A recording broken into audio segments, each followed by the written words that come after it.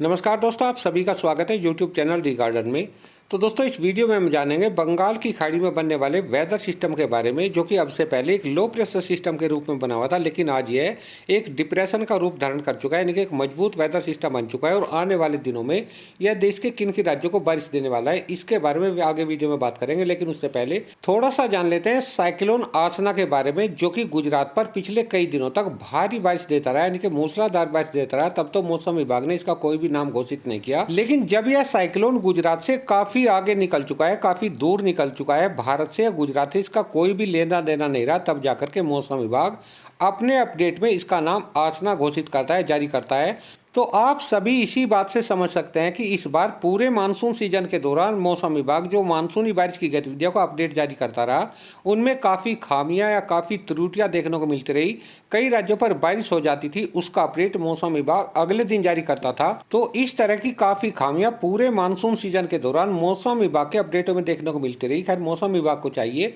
कि अपने सिस्टमों में थोड़ा बदलाव या सुधार करें, ताकि लोगों तक मौसम की सही सटीक जानकारी पहुंचती रहे। खैर दोस्तों, बात करते हैं बंगाल की खाड़ी में बनने वाले वेदर सिस्टम के बारे में, लेकिन उससे पहले थोड़ा सा जान लेते हैं इस समय देश में चल रही हवाओं के रुख के बारे में, क्योंकि इन्हीं हवाओं की वजह से देश में जो मौसमी गतिविधियां हैं, बारिश की गतिविधियां, वे होने की संभावनाएं बनती हैं। तो इस समय जैसा कि आप सभी जानते हैं, उत्तर भारत में यानी कि पंजाब, हरियाणा, एनसीआर, दिल्ली और उत्तर प्रदेश के मध्य भागों तक यानी कि लखनऊ या कानपुर तक दक्षिणी पश्चिमी हवाएं चल रही है, जिन्हें आप पश्चिमी हवाएं बोलते हैं। लेकिन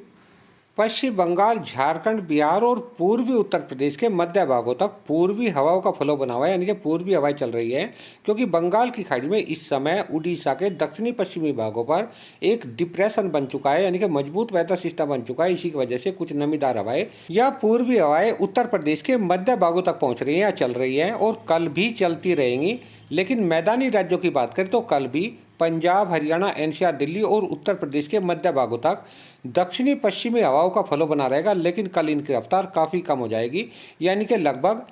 गुड़मुड़ की स्थिति इन हवाओं की बन जाएगी, कभी चल जाएंगी, कभी बंद हो जाएंगी। लेकिन दोस्तों, 2 सितंबर आते आते जैसे ही बंगाल की खाड़ी में बना है वेदर सिस्टम थोड़ा सा आगे की ओर आएगा, यानी कि ऊपर की ओर आएगा, तो देश के मैदानी राज्यों में भी 2 सितंबर से पूर्वी हवाएं चलना शुरू हो जाएंगी, और 2 सितंबर से 4 सितंबर तक देश के तमाम मैदानी राज्यों में यानी कि उत्तरी राजस्थान, पंजाब, हरियाणा, एनसीआर, दिल्ली और उत्तर प्रदेश के तमाम इलाकों में तेजी के साथ में पूर्वी हवाएं चलने की संभावना बनेगी। अच्छा जी, ये तो बात हो गई हवाओं के बारे में। अब जान लेते हैं कि इस वेदर सिस्टम का क्या ट्रैक रहने वाला है और यह किन किन राज्यों पर बारिश देने वाला है, तो इसके बारे में थोड़ा सा जान लेते हैं। तो दोस्तों, इस समय बंगाल की खाड़ी में जो वेदर सिस्टम बना हुआ है, डिप्रेशन बना हुआ है, उड़ीसा के दक्षिणी पश्चिमी भागों पर बना हुआ है। यानी कि आमतौर पर जो बंगाल की खाड़ी में लो प्रेशर सिस्टम बनते हैं, वेदर सिस्टम बनते हैं, वे अक्सर करके पश्चिम बंगाल के दक्षिणी भागों पर देखिए यहाँ पर बनते हैं, और उनका जो ट्रैक होता है या चलने का रास्ता होता है, देखिए कुछ इस तरीके से होता है। वे उड़ीसा के उत्तरी भागों से होते हैं, मध्य भागों से होते हैं, मध्य प्रदेश पर पहुँचते हैं,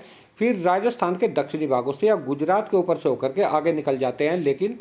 यह वेदर सिस्टम इस समय थोड़ा नीचे की ओर बना हुआ है, यानी कि उड़ीसा के दक्षिणी पश्चिमी भागों पर बना हुआ है, तो जाहिर सी बात है कि इसका जो ट्रैक रहने वाला है वह भी थोड़ा नीचे की ओर रहने वाला है। यानी कि यह वेदर सिस्टम जैसे आगे को बढ़वार शुरू करेगा तो छत्तीसगढ़ के दक्षिणी भागों से या तेलंगाना के ऊपर से होकर के विदर्भ पर पहुंचेगा, और विदर्भ के ऊपर से होकर के या मध्य प्रदेश के ऊपर पहुंच जाएगा। यहाँ तक तो आपको सभी यूट्यूब पर जानकारी मिल जाएगी या दे रहे होंगे, लेकिन इससे आगे का जो ट्रैक है, यानी कि मध्य प्रदेश के ऊपर से होकर के यह वेदर सिस्टम किधर जाएगा या किस ट्रैक पर जाने वाला है, किस राज्य के ऊपर से होकर के गुजरने वाला है, किन राज्यों को भारी बारिश देने वाला है, इसके बारे में आपको यूट्यूब पर अभी फिलहाल कोई भी जानकारी नहीं देगा, क्योंकि मध्य प्रदेश पर पहुंचने के बाद में इसका जो ट्रैक है वह असंतुलित है। उसके बारे में कोई स्पष्ट जानकारी फिलहाल दिखाई नहीं दे रही है। इसके कई संभावित ट्रैक बनते दिखाई रहे हैं, जिनके बारे में अभी फिलहाल कोई नहीं आपको बताएगा। केवल और केवल मैं आपको इसके बारे में पहले से पहले ही जानकारी देने की कोशिश कर रहा हूं। हालांकि केवल ये अभी संभावनाएं हैं, ऐसा हो सकता है कि इसमें कुछ थोड़ा फेरबदल हो जाए, क्योंकि वेदर सिस्टमों में अक्सर करके बदलाव होते रहते हैं, लेकिन संभावनाएं बदलाव की बहुत ही कम है। तो मैं आपको देखिए बताने की कोशिश कर रहा हूँ कि मध्य प्रदेश के ऊपर जाने के बाद में इस वेदर सिस्टम का क्या ट्रैक रहेगा और ये किधर जाने वाला है। तो सबसे पहले बता दूं कि जैसे मध्य प्रदेश पर पहुंचेगा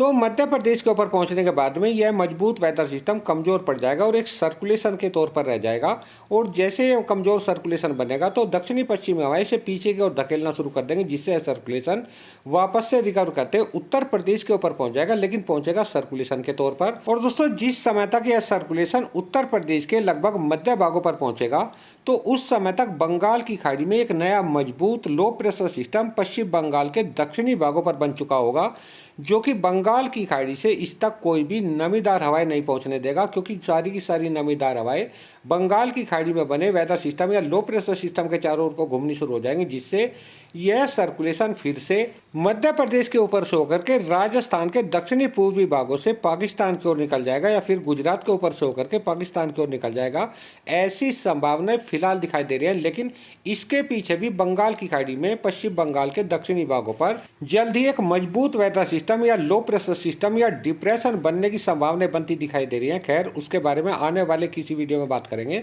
फिलहाल कर लेते हैं कि अगले 24 घंटों के दौरान देश के किन किन राज्यों में बारिश होने की संभावना है। तो दोस्तों, शुरुआत करते हैं देश के मध्य दक्षिणी राज्यों से, क्योंकि यह वेदर सिस्टम अगले 24 घंटों के दौरान से जैसे ही थोड़ा सा ऊपर की ओर आएगा, यानी कि आंध्र प्रदेश के ऊपर आएगा, तो तेलंगाना के तमाम इलाकों में अच्छी तेज भारी बारिश होने की संभावना बन जाएंगी। इसके साथ में महाराष्ट्र के दक्षिणी भागों के साथ साथ मराठवाड़ा और विदर्भ के भी काफी भागों में अगले 24 घंटों के दौरान हल्की मध्यम में कुछ भागों में तेज बारिश की गतिविधियां शुरू हो जाएंगी। खासतौर पर जो सबसे ज्यादा बारिश होने की संभावनाएं रहेंगी वे लगभग विदर्भ पर रहेंगी। विदर्भ के भी जो मध्य उत्तरी या मध्य पूर्वी भाग है उन पर अच्छी तेज भारी बारिश होने की संभावनाएं रहेंगी।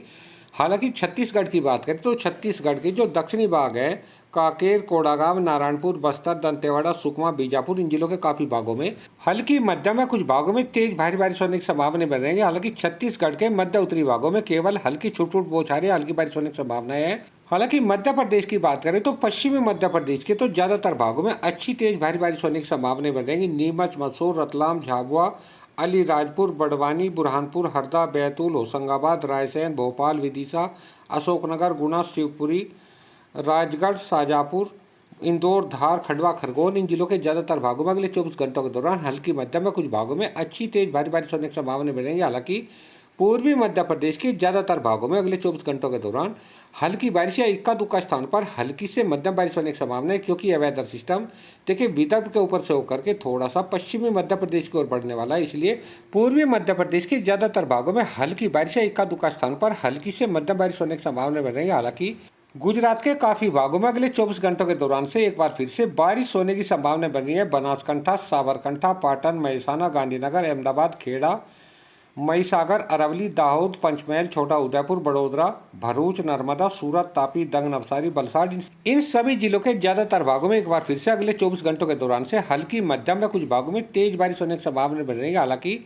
सौराष्ट्र व कच्छ के ज्यादातर भागों में मौसम साफ व शुष्क बना रहेगा। इसके अलावा राजस्थान की बात करें तो पश्चिमी राजस्थान के तो ज्यादातर भागों में अगले 24 घंटों के दौरान मौसम साफ ही बना रहने की संभावना है। किसी इक्का दुक्का भागों में हल्की छुट छुट बौछारें गिर सकती हैं, लेकिन पूर्वी राजस्थान के जो मध्य पूर्वी भाग है या दक्षिणी पूर्वी भाग है, यानी कि बाड़मेर, जालोर, सिरोही, राजमत, उदयपुर, डूंगरपुर, बांसवाड़ा, प्रतापगढ़, चित्तौड़गढ़,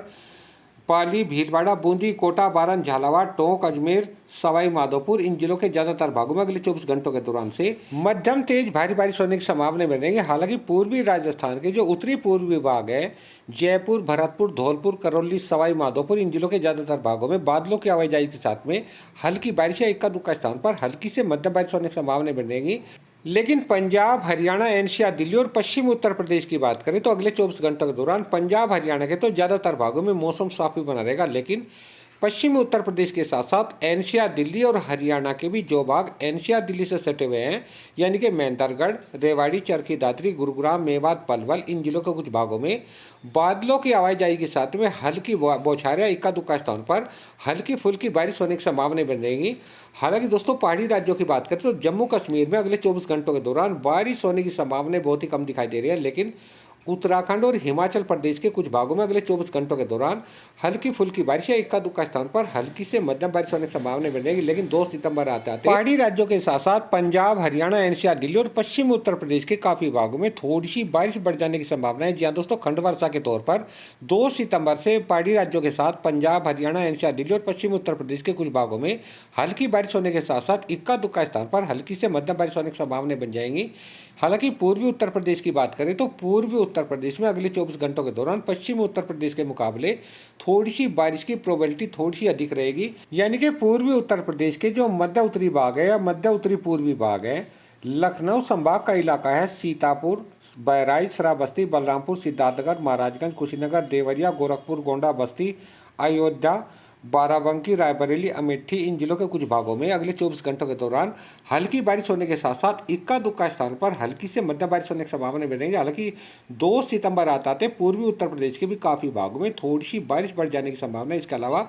बिहार, झारखंड, पश्चिम बंगाल, उड़ीसा की बात करें तो देखिए इन राज्यों पर भी अगले 24 घंटों के दौरान ज़्यादा अच्छी बारिश होने की संभावना दिखाई नहीं दे रही है। ज़्यादातर भागों में तो मौसम साफ ही बना रहेगा, लेकिन इन राज्यों के इक्का दुक्का भागों में हल्की छूट छूट बौछारें, हल्की बारिश होने की संभावना बनेगी। क्योंकि जो बंगाल की खाड़ी में वेदर सिस्टम बना हुआ था वह देखिए तेलंगाना की ओर बढ़ गया। इसलिए बिहार, झारखंड, पश्चिम बंगाल, उड़ीसा, छत्तीसगढ़ के ज़्यादातर भागों में आने वाले 1-2 दिनों के दौरान ज़्यादा अच्छी बारिश की संभावना नहीं है। इक्का दुक्का भागों में केवल हल्की छूट छूट बौछारें गिर सकते हैं, हल्की बारिश हो सकती है। लेकिन जल्दी बंगाल की खाड़ी में पश्चिम बंगाल के दक्षिणी भागों पर एक मजबूत वेदर सिस्टम बनने जा रहा है, जिसकी वजह से बिहार, झारखंड, पश्चिम बंगाल, उड़ीसा, छत्तीसगढ़ के ज़्यादातर भागों में जल्दी ही अच्छी बारिश होने की संभावना बन जाएंगी। ऐसी संभावना फिलहाल दिखाई दे रही है। तो दोस्तों ये थी आज की मौसम जानकारी। एक नई जानकारी के साथ फिर मिलते हैं।